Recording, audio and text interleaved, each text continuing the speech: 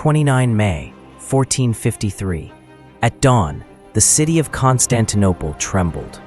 The roar of cannon shook the gate of St. Romanus, and Venetian surgeon Niccolò Barbaro recorded in his diary, "The walls fell stone by stone, with such thunder it seemed the world itself would end." Smoke veiled the golden dome of Hagia Sophia. Priests carried relics in procession through streets choked with dust. Mothers clutched their children. Soldiers, drained from weeks of siege, stuffed rubble into breaches, only to watch them collapse again under bombardment. Outside those walls, Sultan Mehmed II, barely 21, commanded an army estimated between 60,000 and 100,000 men. His janissaries advanced in grim discipline. Cavalry waited to surge through any gap, and behind them loomed artillery the world had never seen. Giant bombards forged by a Hungarian engineer named Orban. The largest hurled stone balls of nearly 800 kilograms, so heavy that 60 oxen were needed to move it. Each shot smashed towers that had defied Persians, Arabs, and Bulgars for centuries. Inside, Emperor Constantine XI Palaiologos prepared for death. He refused Venetian ships offering escape. Chroniclers claimed he tore off his purple cloak, declaring he would fight as a soldier among soldiers. His body was never found. To the Ottomans, the city became Istanbul, jewel of a new empire. To Christian Europe, it was the night the Second Rome died. And yet, cannon fire alone does not explain it. How could an empire that once stretched from the Atlantic to the Euphrates, that survived 1,000 years longer than Rome itself, collapse to a desperate morning in May? The answer lay within. For centuries, Byzantium betrayed itself. Emperors mutilated rivals. Ambitious nobles summoned foreign armies into civil wars. Priests poisoned alliances with Rome.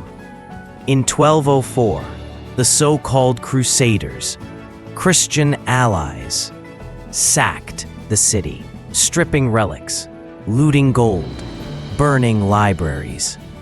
Nicetas Choniates, a survivor, wrote, "Even the Saracens were merciful compared with these men who call themselves Christians." By 1453, Constantinople glittered still, but its strength was hollow. Its mosaics gleamed, its hymns rose in Hagia Sophia, yet its coffers were empty, its allies distant, its people divided. The Byzantines believed their city eternal, protected by saints and walls. But eternity can fracture. And on that morning, it did. Subscribe now, like the video, and join Dark Empire's Unveiled as we reveal the rise, glory, and hidden horrors of the Byzantium and explore the secrets that history tried to bury. In 330 AD, Emperor Constantine the Great looked westward to Rome and saw only decline. The Eternal City was battered by corruption, its frontier armies crumbling before barbarian tribes. Constantine decided to build a new center of power, one that would bind together Europe and Asia, commerce and empire. He chose the site of Byzantium, a modest Greek colony on the Bosporus Strait. Here, whoever controlled the Narrows controlled the grain fleets from the Black Sea, the silk caravans from China, and the spice trade from India. To Constantine, it was not simply geography, it was destiny. The empire's ambition reached new heights under Justinian I, 527 to 565. His general Belisarius reconquered North Africa, Italy, and parts of Spain, briefly restoring the Mediterranean as a Roman lake. Yet Justinian's truest monument rose from the ashes of the Nika riots of 532. Out of the smoking ruins, he built the Hagia Sophia. Its dome, 100 feet across, glittered with golden mosaics that seemed suspended in air. Entering it, Justinian is said to have whispered, "Solomon, I have surpassed thee." At his side stood Theodora, once an actress of humble birth, now an empress who shaped policy and protected women's rights. Chroniclers described her as shrewd, fearless, and formidable, proof that power in Byzantium did not always wear a crown of laurel. By the 6th century, Constantinople was called the Queen of Cities. Its markets overflowed with silks, spices, furs, and gold. Its scribes preserved Homer and Aristotle. Its harbors bristled with warships carrying Greek fire. The West collapsed in 476. Rome was ashes. But in the East, a new Rome had risen, fortified, wealthy, radiant. By the 9th century, Constantinople dazzled all who entered its gates. Arab traveler al-Muqaddasi described markets spilling over with silks from China, amber from the Baltic, ivory from Africa, and spices from India. Merchants from Venice, Cairo, and Kiev crowded the Makris Embolos, a vast colonnaded street alive with shouting vendors and clinking coin. To cross the Golden Gate was to step into a city that seemed more dream than stone. Inside the Great Palace, power was performed as spectacle. Bronze lions roared with hidden hydraulics. Mechanical birds sang from golden trees. The emperor's throne, encrusted with gems, could rise into the air. Foreign envoys recorded their awe in letters home, describing ceremonies that lasted hours. Every bow and hymn scripted in the Imperial Manual des Ceremonies by Constantine VII Porphyrogenitus. To stand before the emperor was not politics. It was theater infused with divinity. Religion amplified this grandeur.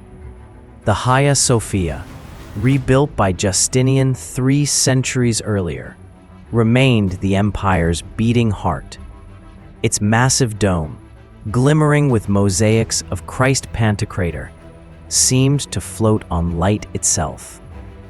Pilgrims carried away stories of miracles and relics, the Virgin's robe, fragments of the true cross, even the lance said to have pierced Christ. To believers, Constantinople was not merely a capital, it was the new Jerusalem. Yet Byzantium was also intellect and innovation. Monks painstakingly copied Homer, Plato, and Galen, ensuring classical knowledge survived while the West faltered. Its engineers wielded Greek fire, a liquid flame hurled from bronze tubes that clung even to water. Arab fleets retreated in terror, convinced the weapon was born of sorcery. The empire's military power reached its zenith under Basil II, known as the Bulgar Slayer. For decades, he campaigned relentlessly, crushing revolts and expanding the empire's reach. Chroniclers claimed that after the Battle of Claudion in the year 1014, he blinded thousands of prisoners, sparing 1 in 100 to lead the rest home. Whether fact or legend, the tale froze enemies in fear. At Basil's death, Byzantium stretched from the Adriatic to the Euphrates.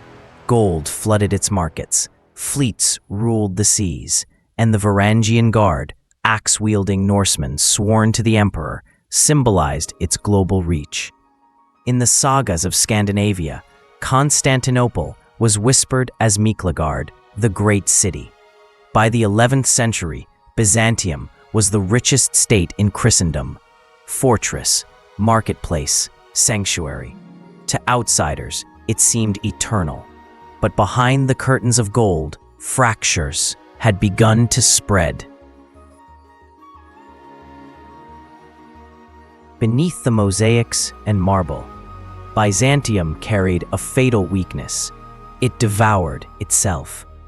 The imperial throne was less a crown than a curse. Few emperors died in peace. In 813, Emperor Leo V was cut down during Christmas Mass inside Hagia Sophia. In 1072, the defeated Romanos IV Diogenes returned from Mansakert, only to be blinded and left to rot in a monastery. Blinding became the empire's political signature. An emperor alive, but ruined, a shadow of his former self. A reminder that ambition was dangerous. Civil war drained the empire's lifeblood. Generals turned armies against Constantinople, inviting foreign powers to tip the balance. The Rus, the Pechenegs, even the Turks were summoned as allies, trading fortresses and provinces for temporary advantage. The once proud theme system, which had given soldiers land to defend, collapsed as aristocrats swallowed estates. Peasants fled the countryside, leaving fields fallow, tax rolls empty. Religion, the empire's unifying heart, became another battlefield. During the iconoclast controversy of the 8th and 9th centuries, emperors ordered holy icons smashed. Monks resisted, were beaten, imprisoned, exiled. Entire mosaics that once shimmered in churches were scraped from walls by the empire's own hand. Later, in 1054, the Great Schism split East and West. Pope and Patriarch excommunicated one another. Suspicion hardened into hostility. And when the empire later begged for aid against the Turks, the memory of that rupture poisoned trust. Chroniclers themselves lamented the decline. Anna Komnene, in her Alexiad, described a court riddled with intrigue, eunuchs manipulating emperors, courtiers spending fortunes on silk, while soldiers went unpaid. To outsiders, Byzantium dazzled. To insiders, it stank of decadence. The darkest wound came in 1204. The Fourth Crusade, lured into Byzantine factional disputes, turned its weapons on Constantinople. Nicetas Choniates, who survived, wrote with fury. Relics trampled, women assaulted, altars stripped, libraries burned. The bronze horses of the Hippodrome were hauled to Venice, where they stand even now. Constantinople was restored to Byzantine rule in 1261, but it never recovered. Its treasuries were bare, its empire shriveled. The queen of cities still glittered, but it was hollow glass, shining outside, fractured within. Byzantium's greatest enemy was not the Arab, the Bulgar, or the Turk. It was Byzantium itself. By the 15th century, the empire of Constantine and Justinian had withered to a shadow. A handful of ports, the Peloponnese, and above all, Constantinople, still defended by the mighty Theodosian Walls, 3 layers thick, towers bristling as if daring time itself. In 1453, Sultan Mehmed II, just 21 years old, marched with an army perhaps 60 to 100,000 strong. Among them stood elite janissaries, Anatolian cavalry, and the terrible bombards cast by Orban, a Hungarian engineer. One cannon fired stone balls so massive that 60 oxen were needed to haul it. For weeks, it battered the gate of St. Romanus, shaking towers that had stood unbroken for 1,000 years. Before dawn, waves of Ottomans surged forward. First irregulars, then Anatolian troops, and finally the Janissaries. At the gate of St. Romanus, Giustiniani was struck by shot and carried off the field. morale collapsed. Some accounts mention a small postern gate, the Kirkoporta, left unguarded. Whether fact or rumor, it became legend, a symbol of fatal oversight. Constantine XI refused to flee. Throwing aside his purple cloak, he cried, "The city is fallen, but I live still," and vanished into the melee. His body was never recovered. By midday, Ottoman banners crowned the ramparts. Mehmed rode through the broken walls, marveling at his prize. In Hagia Sophia, prayers of Christendom gave way to the call to prayer. After more than 1,000 years, the Byzantine Empire was gone. Its end came not quietly, but in thunder, smoke, and the silence of a vanished emperor. The Empire of Byzantium died in 1453, but its shadow never left the world. Like Rome before it, Constantinople did not vanish in silence. It scattered seeds that reshaped civilizations. Its first gift was knowledge. For centuries, Byzantine scribes preserved manuscripts of Homer, Plato, Aristotle, Galen, carefully copied in monasteries from Sinai to Mount Athos. When the city fell, scholars fled west. Cardinal Bessarion carried his library to Venice, where it became a cornerstone of Renaissance learning. Others arrived in Florence, Padua, and Rome, bringing Greek texts and teaching that fueled Europe's rebirth. Without Byzantium, the Renaissance might have been delayed by centuries. Its second gift was law.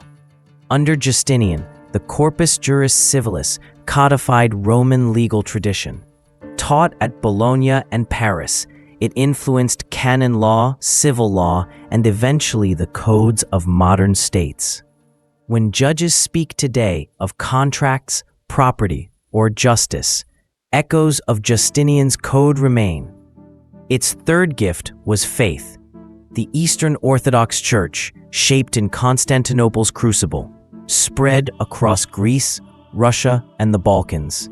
Its chants, its icons, its domes, descendants of Hagia Sophia, still define worship from Moscow to Thessaloniki. The empire that called itself the New Rome left behind a church that outlived its state. Its fourth gift was art and architecture. The mosaics of Ravenna shimmer with Byzantine color. The icons of Athos, layered in gold leaf, preserve its theology in image. Hagia Sophia itself, transformed into a mosque, inspired Ottoman architects to build the great mosques of Istanbul. Even in conquest, Byzantium, and yet, its most haunting legacy is a warning. For 1,000 years, the empire repelled Persians, Arabs, Bulgars, Turks. But no fortress can withstand betrayal within. Civil wars drained its armies. Nobles sold out provinces for power. Priests split Christendom apart. By the time Mehmet's cannon roared, Byzantium had already broken itself. The Byzantines believed their city eternal. It was not. The fall of Constantinople was not just an ending. It was a mirror held to history. Empires rise, dazzle, fracture, and fall, but memory endures. In every dome that glitters, in every law code, in every manuscript preserved, Byzantium whispers still. 1,000 years of betrayal, and 1,000 years of legacy that refuses to die.